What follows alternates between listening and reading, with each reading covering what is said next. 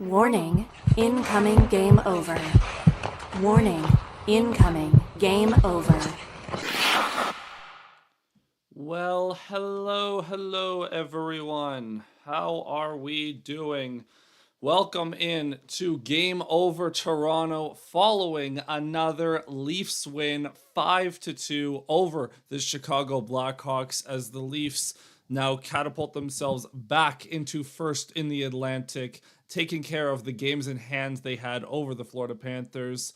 And how are we doing? Are we feeling good? Feeling good? I think so. So, welcome into the program. My name is Zach Payne. I'm your host for this evening. Following, honestly, kind of a mundane game. Like, I don't know what I expected, but this game, man, that first period was really rough. Started to pick up steam in the back half of the game, and then obviously the Leafs win, which is always a great thing to watch. The Leafs over the years have not been the best at taking care of business against bad teams. I think the stat on the broadcast was the Leafs haven't won in regulation in Chicago since 2003.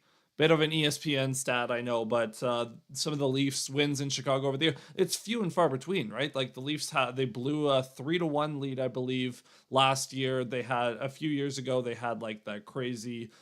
They had an overtime win where Nylander got a breakaway. That was when the Leafs were in such a slump and they just needed to get a win. There was that 7-6 game. That was the Matthews and Kane dueling, like the Can You Hear Me game. That was a fun one, but it's good to just have a nice clean win over a bad team every once in a while, and the Leafs were able to do that tonight. So welcome in, everyone. Make sure you hit like on the stream and subscribe to Game Over Toronto. Follow us if you're listening on a podcasting platform, and let's get into it. So, as always, when I do these shows, the first thing I like to do is let's just go over the game. Let's decompress a little bit. Let's go back over the game that was. And as I said off the top, this was a boring start to this game. I think at the first 6 or 7 minutes, the Leafs had like 2 shot attempts. Granted, one of those was a post by William Nylander, but Chicago was just outpacing them early on. They were beating them to pucks. They were winning the battles early, and Toronto just really struggled to get into the flow of this game. And honestly, like, there wasn't an excuse for that either, because yes, it's on the second half of a back-to-back. Yes, they had to travel from Toronto to Chicago.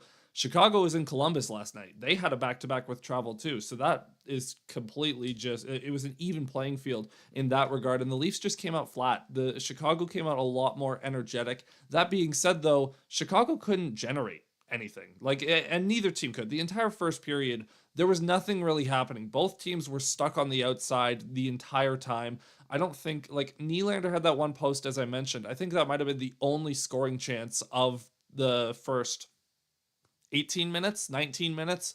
And then obviously a penalty at the end of the first period gives Chicago a power play opportunity that they make good on.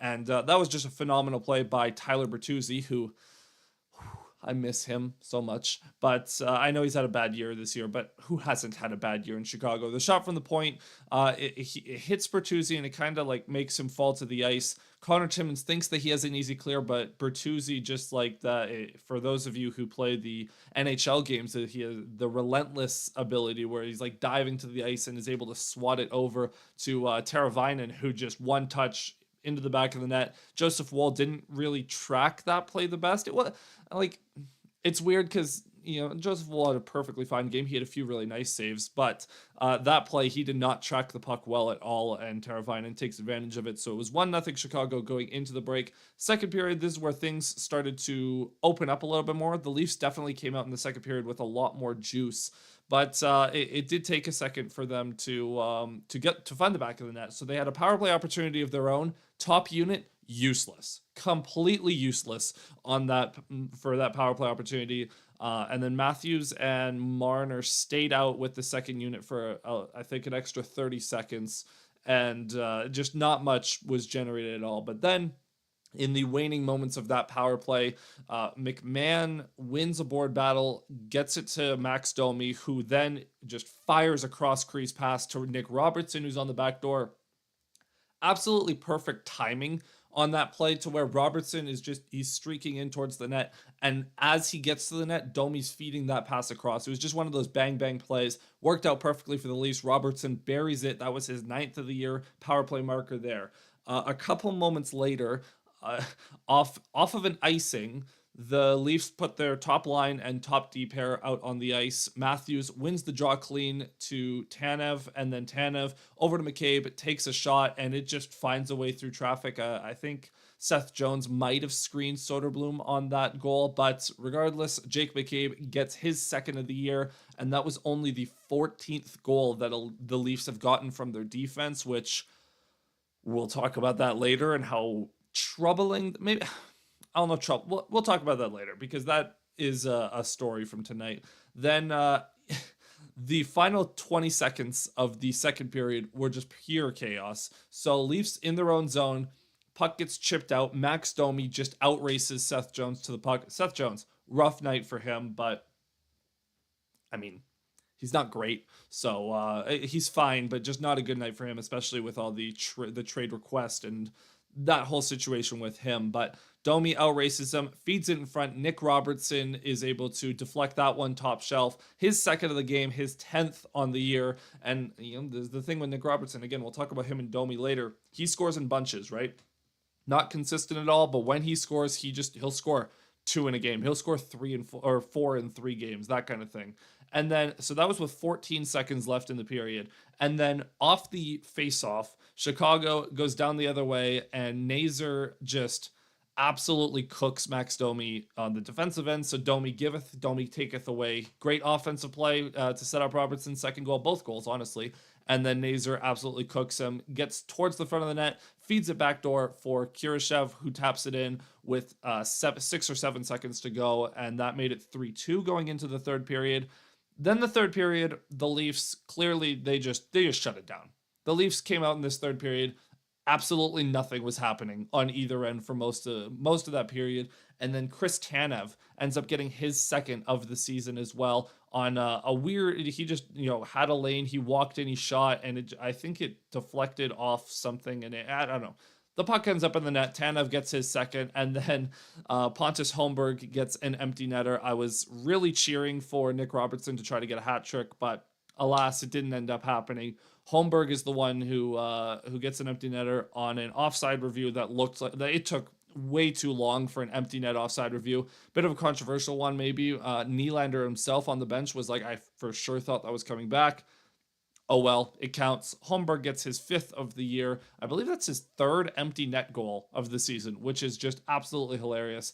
Leafs wind up winning this one 5-2, and as I said, they take over the lead in the Atlantic. So, I mean, overall, a pretty clean game. The first period, as I said, very boring, very mundane, nothing happening except for that Teravainen power play goal at the end of the period. And then the Leafs, for the back 40 minutes of this game, really did look like the much better team. Chicago struggled to get to the front of the net all game.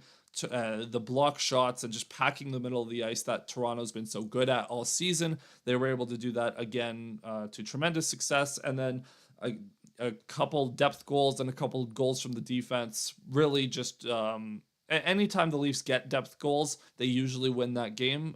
It's rare that the Leafs will win a game with one of the big four not scoring.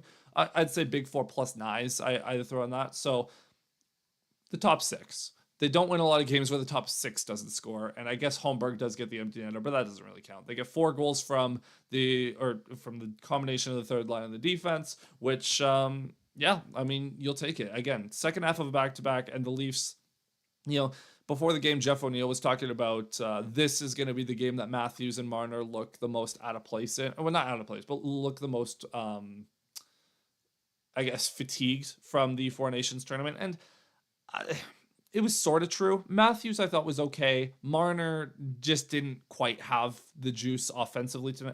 I guess neither guy really did. Matthews, I don't think, had a single scoring chance. Marner, I think, had one. There was one play he almost got it to Knies backdoor.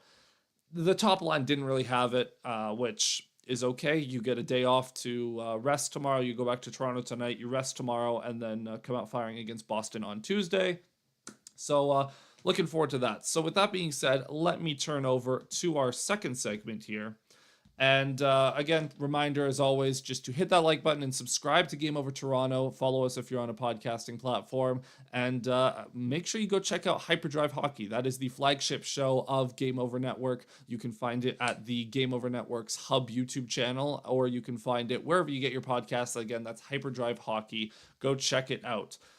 So this second segment here, let's talk about the stars of the night being Max Domi and Nick Robertson.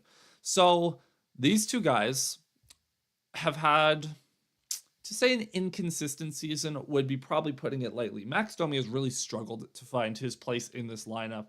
I think he's on his second 23 or 24 game goalless drought. He has not scored at all. He's been completely useless at putting the puck in the net. He did hit the crossbar in this game, but what is he good at? He's good at setting goals up. And again, the two bang plays to Robertson, both of Robertson's goals come from like just outside the crease where he shot it. That's what you need to see from Robertson. I know that he was wide open on both of those, but you need him to go to those areas in order to, just that's where you score goals. Like for as good as Robertson's shot is, and we saw a slump buster earlier this season where he just comes down the left wing and absolutely rifles at top shelf. He's capable of doing that. But if he's going to be a consistent goal scorer in this league, he's going to have to go to the net. That's what he did. What's what he did in this game, and it paid off in spades. Again, the 2 goals, and I wish he would have gotten the hat trick. He was out there for a hot minute with the Chicago net empty, but the puck got deep into the Chicago zone, and Chicago regained possession, and Robertson was like, nope, I'm out, and goes and changes, which, I mean, you have to respect him being self-aware and knowing that he's not the best guy for those situations, but these two, very inconsistent players, and they're also 2 players who have their futures with this team a little bit in jeopardy. I know that Max Domi's under contract, but given where the Leafs are at financially with the cap room, like cap space and everything, Järnkrok is coming back before the end of the season. That much is clear, which means that's $2 million that you're not going to have access to. There's not really a feasible way to do a defense edition and a center edition, which it seems like they want to do, like some sort of depth defenseman under 2 million, I'd guess, and a center who with retention, you probably want to get under 2.5. There's no way to really do that unless you're moving out Domi or Kampf. You could move out both. I'd be very open to that. But given the fact that Domi has struggled in pretty much every spot this season, I don't think, like, for as fun as the Domi Robertson duo is, I don't think anyone's taking that seriously as a playoff option. So is Domi long for this roster? I don't know.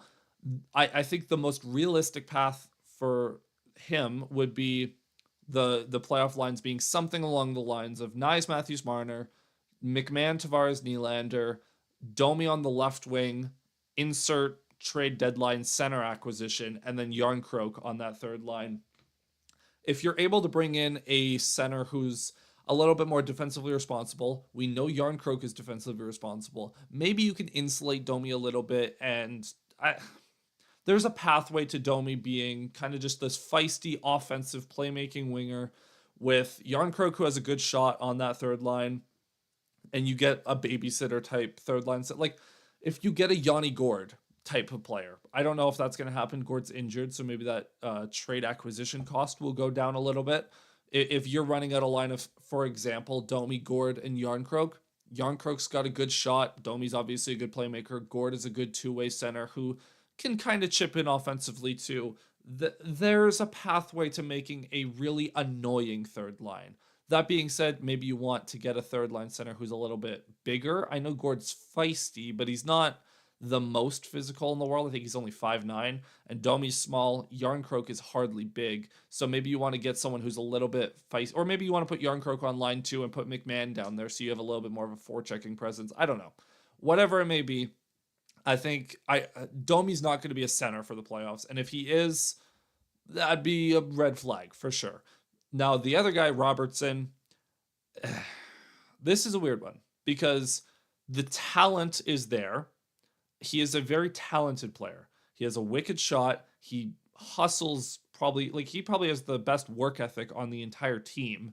And he at least he's a relatively smart player too. He knows the positions he has to be in defensively, and he he tries to get in on the forecheck. He tries to use to get physical on board battles. He just is too small to win those board battles a lot of the time. He gets out muscled a lot. He gets bumped off his spot a lot. So I think it's tough to see a world where he's in the playoff lineup. Like I know he was in the lineup for some of the playoff games last year for Keefe. I don't think Craig Berube is going to stand for that. I think he would much rather have someone who's a little bit more physical, a little bit better defensively, who won't get bumped off the puck as much, considering how physical the playoffs are.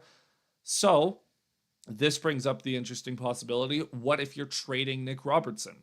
The Leafs don't have the most assets in the world. This year's first round pick is already gone. It was part of the Jake McCabe trade a few years ago, which fantastic trade, first of all. But if you're looking at on how to get assets to trade for, whoever, trading Nick Robertson could make a lot of sense. If you are able to get, I don't know if you could, maybe you trade Robertson and a sixth and you get a third round pick back in, then that could make sense. But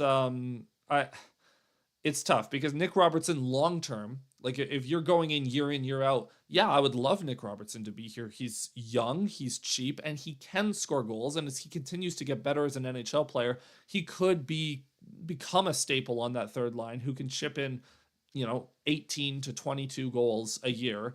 And, that would be a big boost for that third line. But it hasn't happened this year, and the Leafs are in a win now mode. Matthews is in his prime, Nylander's in his prime, Marner's in his prime. Tavares is, I don't know, he's not getting any younger, whether or not he comes back. The defense is not getting any younger. They've been very solid this season, but you need to win now. You're in a win now mode, and so if you have to sacrifice Nick Robertson to try to get someone that'll help you win now, you got to do it. I don't know if the market will be out there. I don't know if teams are actually interested in Robertson. The other thing, too, even if we are projecting long-term, you have guys like Easton Cowan, Fraser Minton, who are coming in, who are going to be these young third liners. And they are, Easton Cowan is also tiny. And Minton is hardly big. Do you really want to have a third line that's that small? I don't know. So it's tough to project Robertson's long-term outlook, both short and long-term outlook with this team. So I would be open to trading him. I just don't know what his market is. If you can only get a fifth for him, you might as well hold on to him, because then you go into the playoffs, and if someone gets hurt, here's Nick Robertson, who, if he gets an open look, could score a goal for you in a big game. Whether or not those looks are there, completely different story, but he has the potential to score a couple big goals in the playoffs. So you at least have to, I don't know. You have to evaluate all your options with him. But that duo of Domi and Robertson, two guys that when they're on, their offensive game is so fun to watch. Like you saw tonight, Domi might have been his best game of the season. And I'm a certified Domi hater. Everyone knows I hate Max Domi. No, I don't hate him, the person, but I hate the contract and the value he brings. I'm not a big fan of that. Nick Robertson, I'm a fan of the value, but for $800K, you get what you get, right? So very fun players when they're going offensively like this. And, it wasn't even necessarily Robertson's best game of the season. He just happened to score the 2 goals. And that's kind of what it is with Nick Robertson. If he scores the goals, you love him. If he doesn't, you probably don't. But I will say, in the first period, Robertson, he has this trait that a lot of these underside, a guy like Cole Caulfield has this trait too, where they will never lose confidence in their shots. Robertson shoots it from anywhere. Caulfield, same idea. He'll shoot from below the goal line sometimes. And Robertson has that same trait where I think Robertson had 4 of the shots in the first period. He was just ripping it from everywhere. And honestly, good. I want him to shoot it from everywhere. His best asset is his shot. So anytime he's below the ringette line, rip it, buddy. Just rip it. I don't even care. Obviously, if there's someone wide open and he doesn't pass it, that's a different conversation. But you're playing on a lot of talking too fast. You're playing on a line with Max Domi. You're not trusting Max Domi to score these goals. So Robertson, I kind of appreciate him taking ownership of the fact that he has the good shot. He is probably, well, McMahon's really good, has a good shot too, but Robertson knows that's his best asset. That's what he's going to try to win with. Tonight it works out. So with that being said, I'm going to turn us over to our third segment now. And again, just a reminder to hit like and subscribe to Game Over Toronto and go check out the Game Over merch over at thegameovernetwork.com. If you go on there, we have merch for all the Canadian markets, and we also have Game Over shows for all the Canadian markets. So make sure you go check out that merch. We got hoodies, shirts, hats, mugs, all that. So again, that's at thegameovernetwork.com, and go check out all of the other Game Over channels for all the Canadian markets. So third segment here. This is so Jake McCabe and Chris Tanev, they get on the board tonight. That's 2 goals from defensemen. The Leafs now, I believe, have 15 goals from defensemen this season. That is dead last in the NHL by multiple goals. I think the next closest team has 18. I couldn't tell you who it is, but I know on the broadcast when McCabe scored, they said they were 4 behind the next worst team, and then Tanev scored. So you're at least 3 behind the next closest team. The defense has been a complete non-factor offensively for most of the season. It's great to see McCabe and Tanev get on the board. Both of your top pairing guys getting on the board is great. But this brings us to a conversation that has been had for one of these guys, hasn't been had as much for the other. Morgan Rielly. We know that he's struggled this season.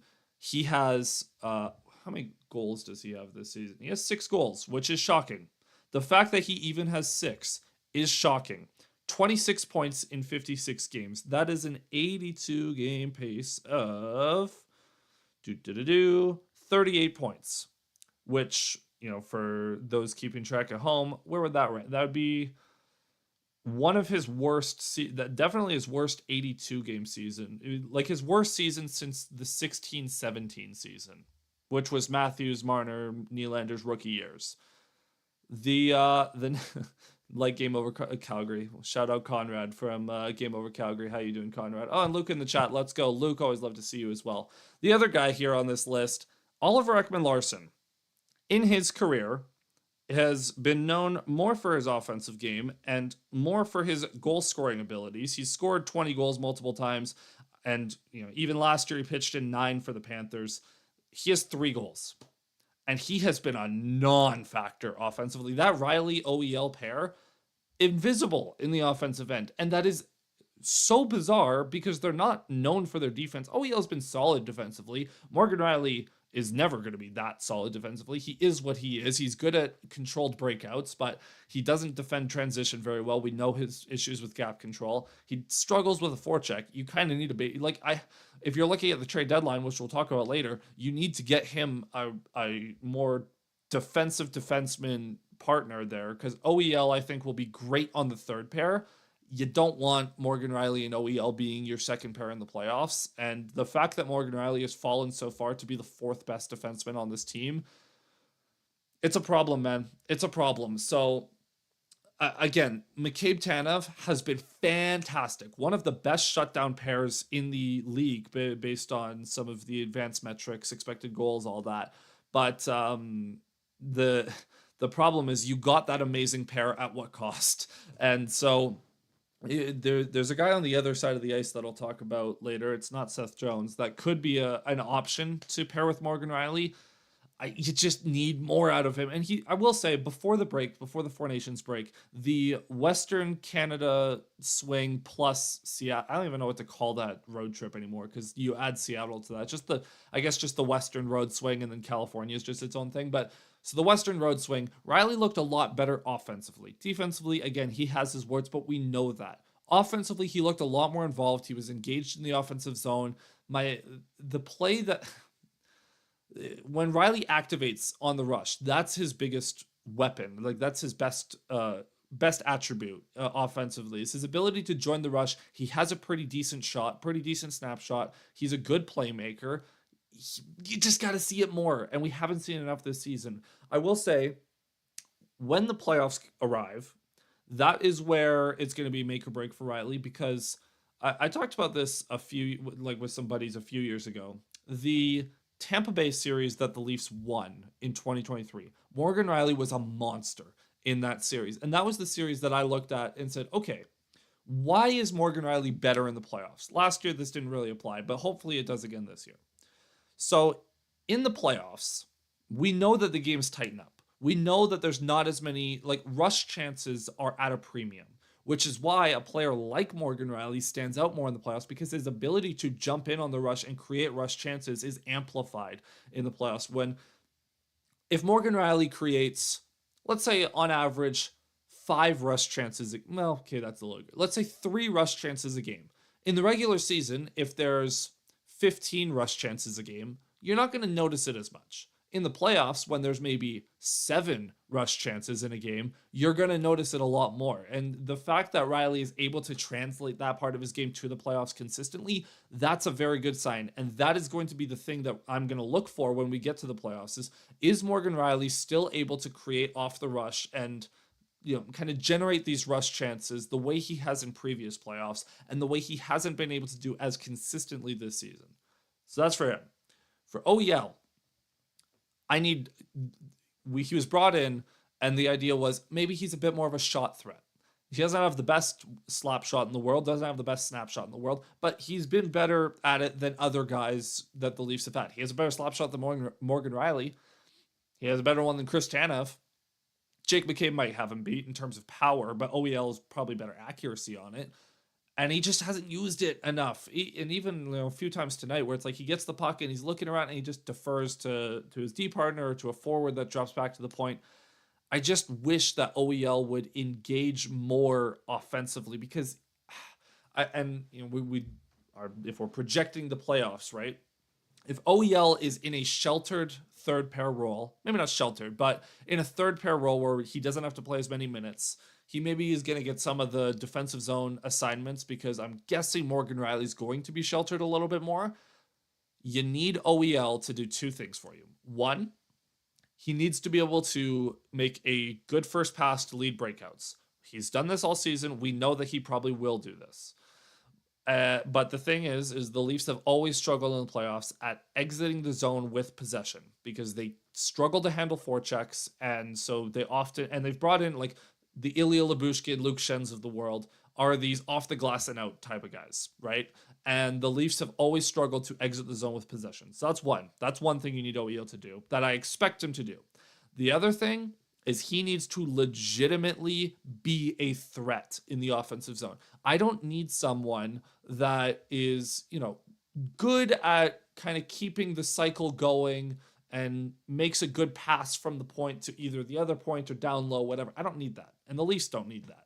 They need someone who maybe he's going to jump down to the slot and fire one into the back of that. I don't know. Like, I'm thinking back to the Washington series. I'm going a long way back. Jake Gardiner in that series. And I know the name Jake Gardiner in playoffs brings up a lot of PTSD for Leafs fans, but Jake Gardiner in the Washington series, games 1 and 2, he scored 2 goals. Like, he scored goals, and that game 2 especially, where it's one where he's just like, I'm gonna spin around and I'm gonna skate into the slot. Sorry, he didn't score the goal, but he created a goal by just a little spin around and skates to the slot, and then JVR is able to fire it with a chance. I need stuff like that from OEL. I don't need him to just be a facilitator. I need him to take chances. I need him to, hey, you know what? I have a step on this guy. Let me skate to the front of the net. Let me try to drive the net. Let me try to do something. We know he has a decent shot, and maybe he'll use it in the playoffs. But those 2 guys, Morgan Riley, OEL, they need to be offensive factors in the playoffs, because for as much as I love Jake McCabe, Chris Tanev, I'm not counting on them for offense. McCabe scored a playoff goal against Boston. Cool. I'm not counting on it. So you need Morgan Riley and OEL to be factors, because for as great as the top forwards on this team are, you got to get the puck to them, and you've got to help support them in some way. Like, if a team is keying in on Austin Matthews, we know Mitch Marner isn't the biggest shot threat in the world. I wish he would shoot more in the playoffs. But if a team's keying in on Austin Matthews, maybe Morgan Riley is going to be the one to jump up into the slot on a cycle and get there was a goal earlier this season. I think it was against Washington in the first few weeks of the season when Morgan Riley just gets a deflection goal. Great. do that more. Activate more in the offensive zone. That's what I'm looking for. Activation and efficiency with their puck touches in the offensive zone and in transition. So, and then the third pair. So, okay. So let's say you bring in someone to play with Riley. Riley's your primary puck transporter on that pair. OEL's the third pair. Play him with whoever. If it's Phil Myers, you at least know that Philip Myers is going to shoot a lot. If it's Connor Timmins, you're not counting on much. If Simone Benoit is in the playoff lineup, you're probably in a lot of trouble anytime the third pair is on the ice. So let's say it's Timmins. Timmins, you're not expecting much from. He's one of those facilitator types. He'll make a pass down to the corner to an open guy. He's not going to activate much. So you're going to need more from OEL in that role. But again, that's long-term projection. Good to see the goals from the defense tonight, but those are not the defensemen that need to be factors offensively. So with that being said, I'm going to turn us over to our fourth segment here, fourth and final segment. This is the part of the show that we invite questions. So if you have any questions about this game, about the Leafs, about the trade deadline, whatever it may be, this is the time to throw them down in the chats. And by the way, hi Sam, Pontus Holmberg Revenge Tour. Get out of here. If Pontus Holmberg is in the playoff lineup, I will claw my eyeballs out. But and Holmberg has 3 empty net goals this season, I believe. Absolutely hilarious. But no, good for Holmberg that he has 3 goals in this weekend. Good for him. Good to see that. But as if you guys don't have questions, I'll just take the chance to quickly talk about some trade deadline stuff. Talked about potentially Domi and Robertson and whether or not they're long for this roster. I want to talk about some defenseman options because you need one. Quite frankly, you need one. I'm a little tired of watching Simone Benoit every night. So I would like to get OEL on that third pair as quickly as possible. There was a guy on the other side of the ice that could be an option that I want to briefly talk about. Connor Murphy. I know Seth Jones has been in the headlines recently for his trade demands and whatnot, but Connor Murphy is a guy on that team that I actually think could be a realistic option for the Leafs. I don't know his contract situation. Maybe I'll go check that out quick. Puckpedia. Excuse me, guys. Bear with me for a moment. All right, Chicago. What is Connor Murphy making? He's making 4.4 for this year and next year. He's 31 years old. So Connor Murphy falls into the Luke Schenn category of guys that if you get retention on them, they'd be a very safe option for this year and next year. Even if they, like, let's say you bring Connor Murphy in to play with Morgan Rielly these playoffs, he could be on the third pair next season, right? Now, the problem with Connor Murphy, for as sound defensively as he is that prototype, he's maybe a bit better than the Schenn or Lyubushkins of the past few years, but the trade-off is he's kind of injury prone. He is, good at what he does, but he doesn't always stay healthy. I don't like, so that's the main concern.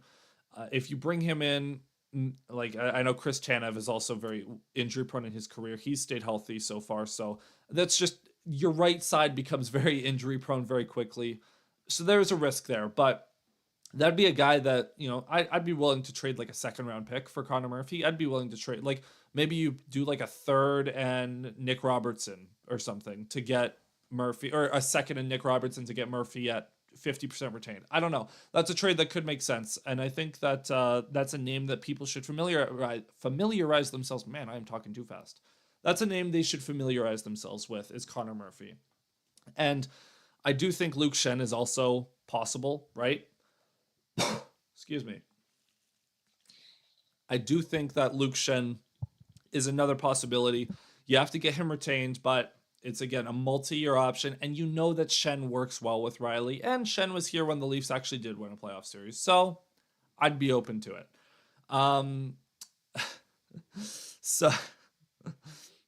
Sam Stone says, get Frederick and Carlo.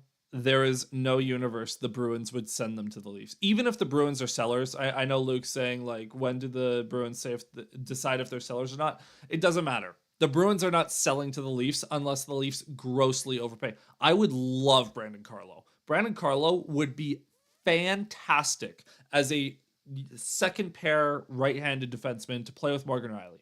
There is no universe that the Bruins would trade him to the Leafs, and honestly, they shouldn't trade him in general. Frederick, would be more of that checking third line center. But again, the Bruins aren't going to trade him to the Leafs unless they grossly overpay. So I'm not, for as awesome as that would be, and they've been very annoying to play against when they've been in Bruins uniforms, it's not going to happen. Are they going to keep Matthews and Marner together for the playoffs, or are they just going to or are they just keeping it secret? No, I think they're going to keep Matthews and Marner together because I think they still owe us for Kessel. No, they don't. They blame the Leafs management of years past. The man. Anyways, the that's funny. But I think the Leafs are going to keep Matthews and Marner together because they tried Domi with Matthews briefly, and it was okay. It was fine, but it didn't look nearly as good as Domi, Matthews, Bertuzzi did last year. So I think they're definitely going to keep Matthews, Marner, and Nyes. That's your top line. You're banking on that being your top line. And we'll see what happens. We'll see if it works out. Surely this time it'll go differently, right? I don't know. But I'm pretty sure that the top six is going to look pretty similar to. I think McMahon or Yarncroke will be there on the second line. We'll see what happens. But I don't. If there was a trade for a top six winger, I could see a world where it goes. But then who's your center if that happens? Huh. Yeah, it's tricky, man. Maybe if Yarncroke can play center, he's done it before. Maybe you do like Nyes, Matthews, Domi, or whoever, and then McMahon. Man, but then So okay, hold on. Let's say you do Nyes, Matthews, Domi, blank if you want to acquire a winger, Tavares, Nylander or Marner, sorry. Then McMahon, Yarncroke, Nylander, maybe. I don't know. That's tricky. Definitely different this time, Charlie Brown. Exactly. Surely Matthews and Marner will do. I mean, it's gonna be so funny given that Marner had the big overtime goal against Sweden, which ended up being huge for Canada in that tournament, and then he sets up McDavid for the tournament winner. It's gonna be so funny if Marner just ghosts in the playoffs. Like, yeah, I don't know, man. I don't know. It's going to be interesting because Marner and Matthews looked legitimately awesome in that Four Nations tournament playing against the best competition in the league. So if they ghost against teams that don't have I don't want to get into it because if they don't deliver again, then Marner's probably gone. Like, we're also banking on Matthews not getting injured. Okay, well, that happened once. That's happened one time that Matthews got injured in the playoffs. So let's not freak out about that. And let's not forget that Nylander also was missing games in those playoffs. Like, the core has been healthy in the play. I know that Matthews was dealing with some sort of ailment in the Florida series in 2023 that I think of it was the wrist thing again, because when is it not the wrist thing with him? But don't worry about injury. And also, like, I know I was talking about like Chris Tanev, and if you acquire Connor Murphy, those are injury prone guys. You can't really think like that. You can't go into the playoffs being like, as long as we're healthy, you have to assume health. And then if someone gets hurt, someone's got to step up. That's why I'm saying, like, maybe you want to keep a Nick Robertson as your 13th forward. So, hey, Austin Matthews is injured. He's going to miss game 4. You adjust the lineup, Tavares first line, Domi second line, and then you put Robertson on the third line. See if you can get a little scoring punch there. I don't know, but you definitely can't. I will say, don't bank on play, or don't go into the playoffs being like, please don't get hurt. Like, just assume that if it happens, it happens. This year's LTIR time is what concerns me. I mean, it is what it is. Like, Yarncroke being on LTIR for as long as he has stinks, but he's gonna come back, and I don't know.